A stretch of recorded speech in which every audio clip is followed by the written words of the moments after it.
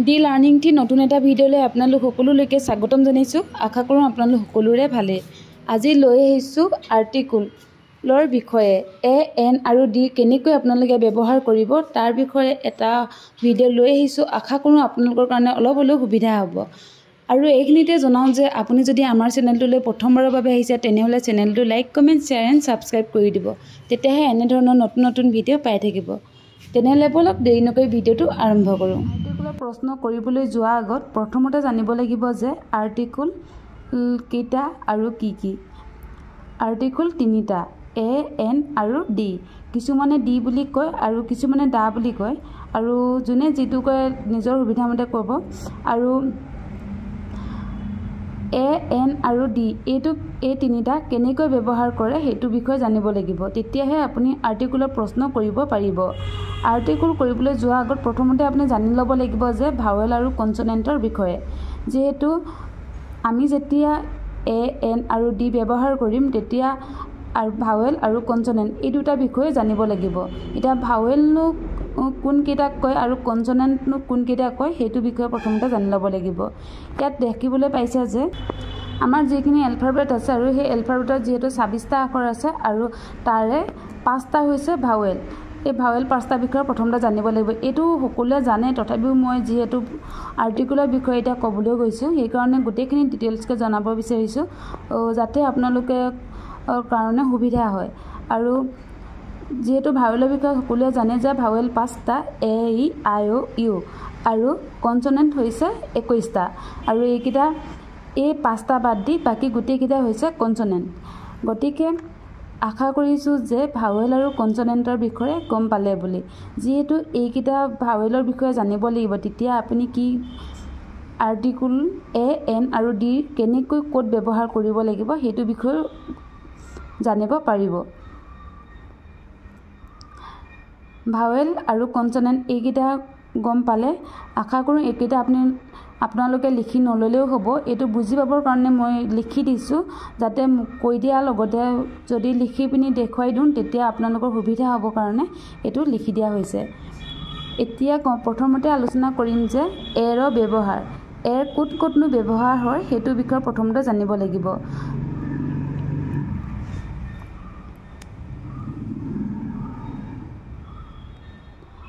প্ৰথমতে আছে যে শব্দৰ প্ৰথম আখৰটো কনচনেণ্ট হ'লে তাৰ আগত এ বহে।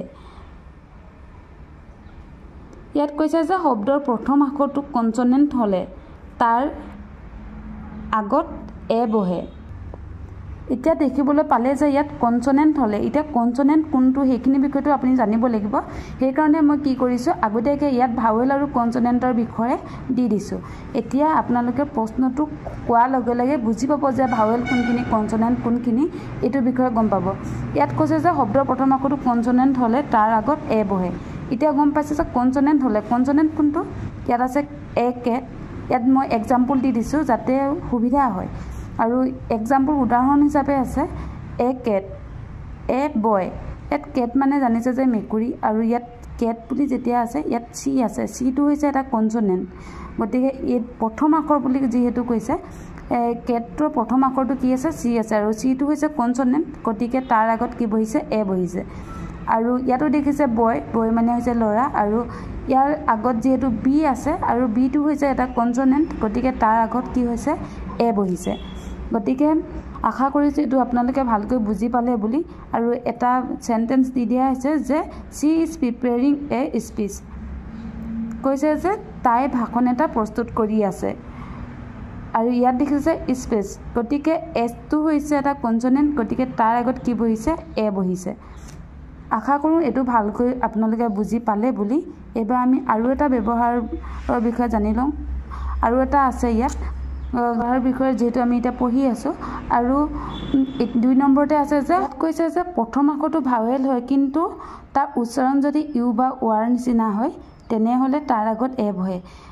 প্ৰথম আখৰটো ভাৱেল হয়। ভাৱেল মানে এ ই আই অ' ইউ, এই 5টা ভিতৰত যদি যিকোনো এটা থাকে প্ৰথম আখৰটো, তাৰ আগত কি কৈছে, এ বহিব, কিন্তু তাৰ উচ্চাৰণটো আকৌ ইউ বা ৱা নিচিনা হ'ব লাগিব, তেতিয়াহে তাৰ আগত এ বহিব।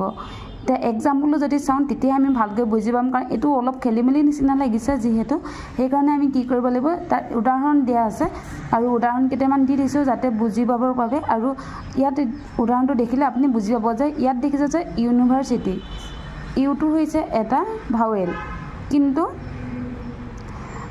তাৰ আগত কি বহিছে, এ বহিছে। যিহেতু আমি প্ৰথমতে পাইছিলোঁ যে কনচনেণ্টৰ আগতহে এ ব্যৱহাৰ হ'ব বা এ বহিব, কিন্তু ইয়াত দেখিছে যে ভাৱেলৰ আগতো এ বহিছে। কিন্তু ভাৱেলৰ আগত কেনেকৈ এ বহিব পাৰিলে? উদাহৰণটোত দেখিবলৈ পাইছে যে এ ইউনিভাৰ্চিটি, ইয়াত ইউনিভাৰ্চিটি বুলি যেতিয়া কোৱা হৈছে, কিন্তু ইয়াত এইটো আছে ভাৱেল, কিন্তু ভাৱেলৰ আগত কি বহিছে, এ বহিছে। যিটো ইয়াত কোৱা হৈছিলে যে যদি আখৰটো ভাৱেল থাকে আৰু ইয়াৰ উচ্চাৰণ যদি ইউ বা ৱা হয়, তেতিয়া তাৰ আগত এ ব্যৱহাৰ হ'ব। গতিকে ইয়াত দেখিছে যে ইউনিভাৰ্চিটি, যদিও ইয়াত ভাৱেল আছে কিন্তু ইয়াৰ উচ্চাৰণটো ইউ হৈছে, গতিকে ইয়াৰ আগত এ বহিছে। আৰু ইয়াত দেখিছে যে ইউৰোপিয়ান, ইয়াৰ আগতো ঠিক একেই হয় যে প্ৰথম আখৰটো ভাৱেল হয় কিন্তু ইয়াৰ উচ্চাৰণ ইউ ব্যৱহাৰ হৈছে, গতিকে ইউ যেতিয়া হ'ব তেতিয়াহ'লে তাৰ আগত এ ব্যৱহাৰ হ'ব। আৰু ইয়াতো ঠিক একেদৰে ইউনিয়নৰ আগত ইউ প্ৰথমতে ইউ হৈছে আৰু সেইকাৰণে তাৰ আগত এ ব্যৱহাৰ হৈছে। আৰু ইয়াত দেখিছে যে ওৱান, ইয়াত কি ব্যৱহাৰ হৈছে, ৱা ব্যৱহাৰ হৈছে। ইয়াত যিহেতু কৈছিলে যে ইউ বা ৱা ব্যৱহাৰ হ'লে, নিচিনা হ'লে বা ব্যৱহাৰ হ'লে এ ব্যৱহাৰ হ'ব। ইয়াত দেখিছে ৱা ব্যৱহাৰ হৈছে, গতিকে ইয়াত কি বহিছে, এ ব্যৱহাৰ হৈছে। এটা আমি বাক্য লৈ লওঁ যে হি ইজ এ ইউৰোপিয়ান, তেওঁ এজন ইউৰোপীয়। গতিকে ইয়াত কি কৈছে যে যদি এইটো থাকে, ইউৰোপিয়ান যিহেতু আছে, ইউৰোপিয়ানে থাকে, যদি ইয়াৰে বেলেগ কিবা এটা হয় তেতিয়াও তাৰ আগত কি হ'ব, এ ব্যৱহাৰ হ'ব। গতিকে উচ্চাৰণবিলাক কৰোঁতেও সেইটো মন কৰিব লাগিব যে ইয়াত ইউ কৈছেনে, ৱা কৈছেনে, নে যিটো ভাৱেল থাকিব তাৰ উচ্চাৰণটোৱে গৈছে, সেইটো আপোনালোকে লক্ষ্য ৰাখিব লাগিব।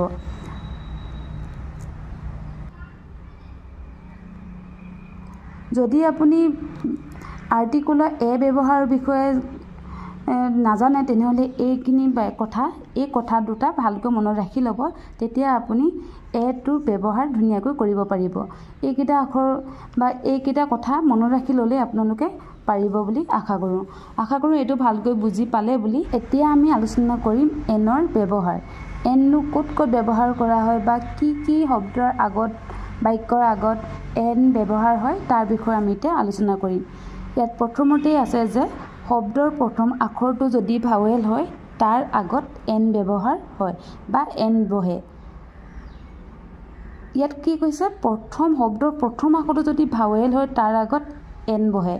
আমি প্ৰথমতে কি পাইছিলোঁ, কনচনেণ্ট হ'লে তাৰ আগত এ বহে, কিন্তু এতিয়া আমি পাইছোঁ যে যদি ভাৱেল হয় তেনেহ'লে তাৰ আগত এন ব্যৱহাৰ হ'ব। উদাহৰণ হিচাপে আছে, এক্সাম্পল দিয়া হৈছে, আৰু ইয়াত আছে যে N umbrella, N orange, N animal. গতিকে ইয়াত কি কৈছে যে ইয়াত দেখিছে আমব্ৰেলা, ইয়াত কি হৈছে, প্ৰথম আখৰটো ভাৱেল হয় এইটো, গতিকে ভাৱেল থকাৰ কাৰণে ইয়াৰ আগত এন ব্যৱহাৰ হৈছে। ইয়াত আমব্ৰেলা বুলি আছে, কিন্তু ইয়াত ইউ বা যেনেকৈ আছে তেনেকৈ ব্যৱহাৰ হৈছে। আৰু ইয়াত অৰেঞ্জ বুলি আছে, অৰেঞ্জ, ইয়াত যিহেতু অ' আছে আৰু অ'য়ে ব্যৱহাৰ হৈছে, গতিকে তাৰ আগত কি হৈছে, এন ব্যৱহাৰ হৈছে। ঠিক সেইদৰে এনিমেলটো দেখিছে যে এ আছে, প্ৰথম আখৰটো এ আছে, এটো হৈছে ভাৱেল, আৰু ভাৱেল হোৱাৰ কাৰণে তাৰ আগত কি ব্যৱহাৰ হৈছে, এন ব্যৱহাৰ হৈছে। এতিয়া আমি তাৰ এটা চেণ্টেন্স বা এটা বাক্য আমি কৰি চাম, তেতিয়াহ'লে হয়তো ভালকৈ বুজি পাম যে we need an egg for this recipe. ইয়াত কি কৈছে, এই ৰেচিপিৰ বাবে আমাক এটা কণী লাগে। গতিকে ইয়াত দেখিছে যে এইটো এন ব্যৱহাৰ হৈছে, আৰু ইয়াত দেখিছে যে এইটো এটা ভাৱেল হয়, গতিকে ভাৱেলৰ আগত কি হৈছে, এন ব্যৱহাৰ হৈছে।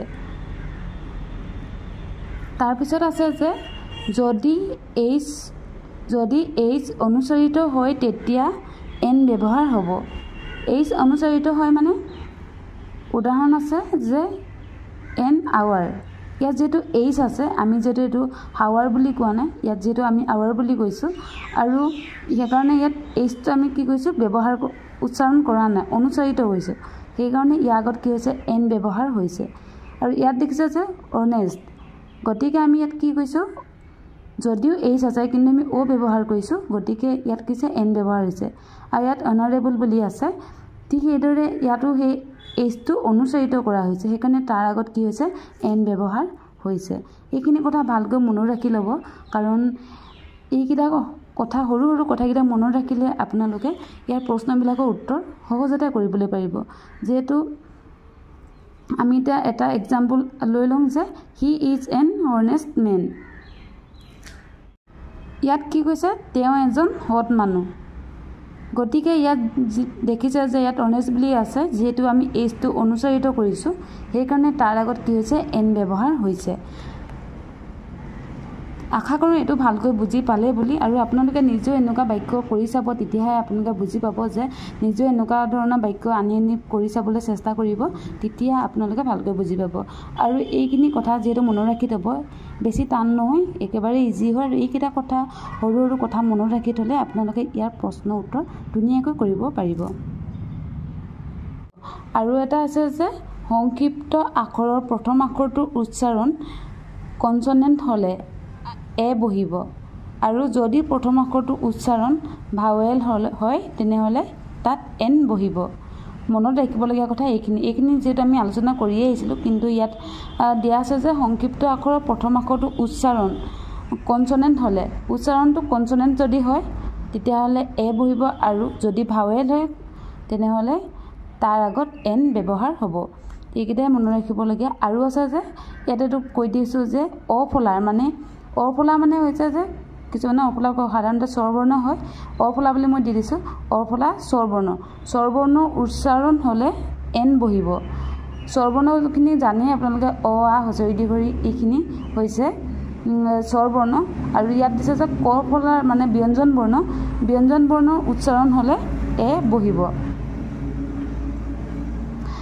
ইয়াত যেহেতু কোৱা হৈছে যে যদি স্বৰবৰ্ণৰ উচ্চাৰণ হয় তেতিয়াহ'লে এন বহিব আৰু যদি ব্যঞ্জন বৰ্ণৰ উচ্চাৰণ হয় তেতিয়াহ'লে এ বহিব এ আৰু এনৰ পাৰ্থক্য এয়াই হৈছে ব্যঞ্জন বৰ্ণখিনি হৈছে এইখিনি ক খ গ ঘ এনেকৈ চন্দ্ৰবিন্দুলৈকে সেইখিনি হৈছে ব্যঞ্জন বৰ্ণ আৰু এইখিনি হৈছে স্বৰবৰ্ণ গতিকে যেতিয়া এটা বাক্য পাব সেই বাক্যটো যদি উচ্চাৰণটো যদি কনচনেণ্ট হয় তেতিয়াহ'লে এ আৰু যদি উচ্চাৰণটো যদি ভাৱেল হয় তেতিয়াহ'লে কি হ'ব তাৰ হেৰিয়ত এন ব্যৱহাৰ হ'ব উদাহৰণ দি দিছোঁ তেতিয়া অলপ ভালকৈ বুজি পাব ইয়াত এতিয়া দেখিছে যে এ বি এ যিহেতু আমি বি এ বুলি কওঁ আৰু বি এটোৰ আগত কি আছে এ বহিছে মানে ইয়াত বি আছে প্ৰথম আখৰটো কি বুলি কৈছে বি মানে ব উচ্চাৰণ হৈছে যিহেতু ইয়াত ব উচ্চাৰণ হৈছে তাত কি হৈছে ব্যঞ্জন বৰ্ণ হৈছে আৰু কৈছিলে যে উচ্চাৰণটো কি হ'ব লাগিব কনচনেণ্ট হ'ব লাগিব আৰু ভাৱেল সেই পাঁচটা বাহিৰে বাকী যিকেইটা হয় সেইকেইটা হৈছে কনচনেণ্ট আৰু এতিয়া যিহেতু আমাৰ ইয়াত উচ্চাৰণৰ কথাই কৈছে এইটো হেৰিয়ত যেহেতু উচ্চাৰণ বুলি কৈছে গতিকে উচ্চাৰণ ইয়াত বি আছে মানে ব আছে ব্যঞ্জন বৰ্ণৰ যিখিনি আখৰ হয় তাৰে এটা ব্যঞ্জন বৰ্ণৰ পৰে যিহেতু বটো সেইকাৰণে কি হৈছে ইয়াত এ ব্যৱহাৰ হৈছে আৰু ইয়াত এম এ ইয়াত যেহেতু এন ব্যৱহাৰ হৈছে বি এটোত এ আৰু এম এটো এন এমটো যেতিয়া আমি উচ্চাৰণ কৰিম তেতিয়াহ'লে কি হ'ব ইয়াত এ ব্যৱহাৰ হ'ব সেইকাৰণে ইয়াৰ আগত কি হৈছে এন ব্যৱহাৰ হৈছে ঠিক সেইদৰে এন বুলি যেতিয়া আমি ক'ম তেতিয়া আমি কি উচ্চাৰণ কৰোঁ প্ৰথমতে যদিও এন আছে তেতিয়াহ'লে আমি কি উচ্চাৰণ কৰিম এ উচ্চাৰণ কৰিম এইটো যিহেতু স্বৰবৰ্ণ হয় সেইকাৰণে ইয়াৰ আগত এন বহিছে বিটো যিহেতু ব্যঞ্জন বৰ্ণ হয় সেইকাৰণে ইয়াৰ আগত কি বহিছে এ বহিছে আশা কৰোঁ এইটো ভালকৈ বুজি পালে বুলি আৰু যদি এনেকৈ দিয়া থাকে যে যদি বয়স দিয়া থাকে এনেকৈ সংখ্যাৰে দিয়া থাকিলে আপুনি কেনেকৈ গম পাব যে ইয়াত এ বহাব নে এন বহাব এইটো মনত ৰাখিব যে ইয়াত যিহেতু 80 বুলি আছে 80 লিখোঁতে আমি কি কৰিছোঁ ই ব্যৱহাৰ কৰিছোঁ আৰু ই যেতিয়া ব্যৱহাৰ কৰিম ইয়াত আমি চাম যে কি হৈ আছে প্ৰথম আখৰটো এইটো স্বৰবৰ্ণ ব্যৱহাৰ হৈছে সেইকাৰণে ইয়াত কি হৈছে এন ব্যৱহাৰ হৈছে আৰু ইয়াত 6 বুলি যেতিয়া পাইছোঁ ইয়াত যেহেতু প্ৰথম আখৰটো এক্স হয় এছ হয়। এইটো দেখিছে আমি 6 ইয়াত 6 years old গতিকে 6 বুলি যেতিয়া লিখিম যদি অসমীয়াত আমি চাবলৈ যাওঁ এইটো হৈছে ব্যঞ্জনবৰ্ণৰ প্ৰথম স্বৰ হৈছে সেইকাৰণে ইয়াৰ আগত কি হৈছে এ ব্যৱহাৰ হৈছে এ আৰু এন ব্যৱহাৰখিনি এনেদৰে কৰিব লাগিব আৰু এতিয়া আমি ব্যৱহাৰ ডি ব্যৱহাৰৰ বিষয়ে আলোচনা কৰিম আশা কৰোঁ এ আৰু এনৰ ব্যৱহাৰখিনি ভালকৈ বুজি পালে বুলি আৰু এতিয়া আমি কি কৰিম ডি ৰ ব্যৱহাৰৰ বিষয়ে পঢ়িম প্ৰথমতে আছে যে বিশ্ব জগতৰ এটা উল্লেখযোগ্য বস্তু বা ঘটনাৰ ক্ষেত্ৰত ডি ব্যৱহাৰ হয় এইটো মই লিখি নিদিলোঁ মই কৈ দিছোঁ মুখতে যে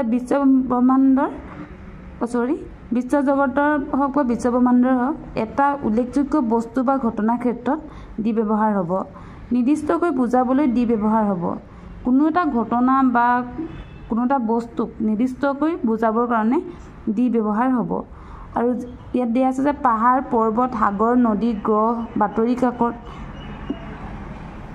আদিৰ আগত ডি ব্যৱহাৰ হয় ডি ব্যৱহাৰ অকল নিৰ্দিষ্টকৈ বুজাবলৈ বা বিশ্ব জগতৰ বস্তু এটাৰ লগত বুলিয়ে নহয় এইটো এনেকৈ দিয়া থাকিব বা এনেকৈ যদি দি দিওঁ তেতিয়াহ'লে আপোনালোকে অলপ সুবিধা হ'ব বা বুজি পাবলৈ সুবিধা হ'বৰ কাৰণে এনেকৈ দিছোঁ যে পাহাৰ পৰ্বত নদী সাগৰ এনেকুৱা ধৰণৰ বস্তু আকৌ সদায় কি হ'ব ডি ব্যৱহাৰ হ'ব ইয়াত দিয়া আছে যে ডি ইউ কে এইটো ইউ কেটো কি হৈছে এখন দেশ বুজাইছে সেইকাৰণে ইয়াৰ আগত কি হৈছে ডি ব্যৱহাৰ হৈছে ইউ এছ এ এটা দেশ হয় কাণ্ট্ৰি হয় সেইকাৰণে ইয়াৰ আগত কি হৈছে ডি ব্যৱহাৰ হৈছে চান মানে সূৰ্যৰ আগত কি হৈছে ডি ব্যৱহাৰ হৈছে গতিকে আৰ্থ এই পৃথিৱীৰ আগতো ডি ব্যৱহাৰ হৈছে এটা আমি এক্সাম্পল লৈ লৈছোঁ যে তেতিয়া অলপ ভাল হ'ব he is moving to the U S A কি বুলি কৈছে তেওঁ আমেৰিকালৈ ঘূৰি গৈছে ইয়াত দেখিছে যে ইউ এছ এ বুলি আছে সেইকাৰণে কি হৈছে ইউ এছ এ মানে যিহেতু আমেৰিকা হয় সেইকাৰণে তাৰ আগত এখন দেশ হয় এইটো সেইকাৰণে দেশৰ আগত কি বহিব ডি বহিব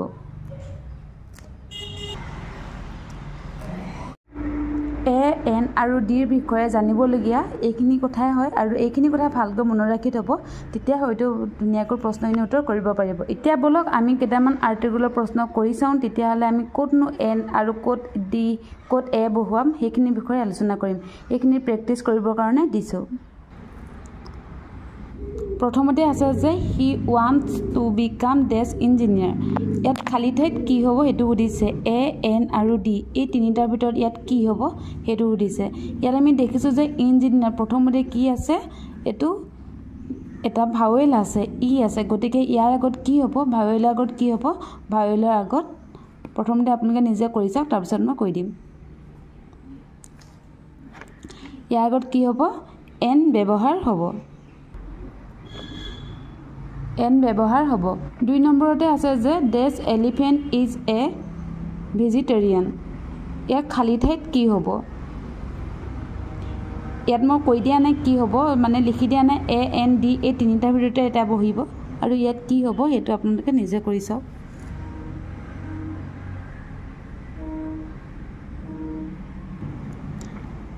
ইয়াৰ আগত কি হ'ব ইয়াৰ আগত ডি ব্যৱহাৰ হ'ব আশা কৰোঁ আপোনালোকে পাৰিছে বুলি আৰু 3 নম্বৰতে আছে যে New York is the large city a an আৰু ডিৰ ভিতৰত কি হ'ব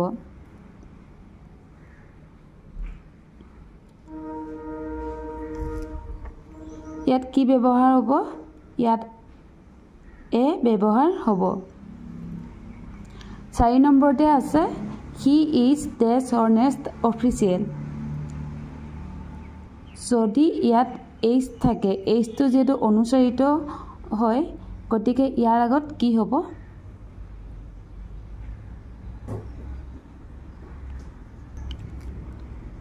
ইয়াৰ আগত ব্যৱহাৰ হ'ব এন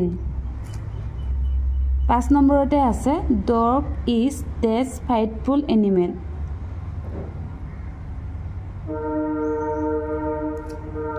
ইয়াত কি ব্যৱহাৰ হ'ব ইয়াত এ ব্যৱহাৰ হ'ব 6 নম্বৰতে আছে someone please call the desk police ইয়াত মই এইটো লিখি দিলোঁ, ইয়াত ডি ব্যৱহাৰ হ'ব। আৰু 7 নম্বৰতে আছে উই ট্ৰেভেলড অল অভাৰ ডেছ কাণ্ট্ৰি। যদি কাণ্ট্ৰি থাকে তেতিয়া কি ব্যৱহাৰ হ'ব সেইটো চাই পিনি আপোনালোকে ইয়াত বহুৱাই দিলে হৈ যাব। যদি দেশ থাকে তেনেহ'লে ইয়াত কি হ'ব, ডি ব্যৱহাৰ হ'ব। এইটো মনত ৰাখিব যে ইয়াত যিহেতু কাণ্ট্ৰি বুলি দিয়া আছে গতিকে তাৰ আগত ডি ব্যৱহাৰ হ'ব। আৰু 8 নম্বৰত আছে please give me the glass of water. ইয়াত কি ব্যৱহাৰ হ'ব, এ, এন আৰু ডি এই তিনিটাৰ ভিতৰত কি ব্যৱহাৰ হ'ব, ইয়াত এ ব্যৱহাৰ হ'ব। 9 নম্বৰতে আছে যে ডেছ আৰ্থ গোজ এৰাউণ্ড ডেছ ছান। ইয়াত যিহেতু দুটা খালী ঠাই আছে দুইটাতে বেলেগ বেলেগ হ'ব নেকি, ইয়াত এ ইয়াত ডি তেনেকৈ বহিব বুলি ভাবিছে নেকি। এইটো যিহেতু চিৰন্তন সত্যৰ কথা হয় গতিকে ইয়াৰ আগত কি হ'ব, ইয়াৰ আগত ইয়াত দেখিছে যে আৰ্থ আছে, আৰ্থ মানে পৃথিৱী, পৃথিৱীৰ আগত কি হ'ব, ডি ব্যৱহাৰ হ'ব। আৰু ঠিক এইদৰে ইয়াতো আমি চাম যে এইটো ইয়াত ছান আছে গতিকে ছানৰ আগত ডি ব্যৱহাৰ হ'ব। তাৰপিছত আছে when the apple is cut. ইয়াত কি ব্যৱহাৰ হ'ব,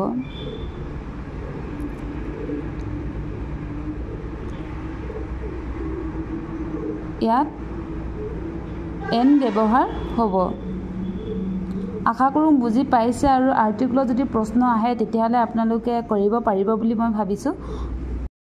আজি ভিডিঅ'টো ইমানেই। ভিডিঅ'টো চাই কেনেকুৱা পালে জনাবলৈ নাপাহৰিব আৰু যিমান পাৰে বন্ধুবৰ্গলৈ শ্বেয়াৰ কৰিব। নতুন এটা ভিডিঅ'ত আকৌ লগ পাম। ধন্যবাদ।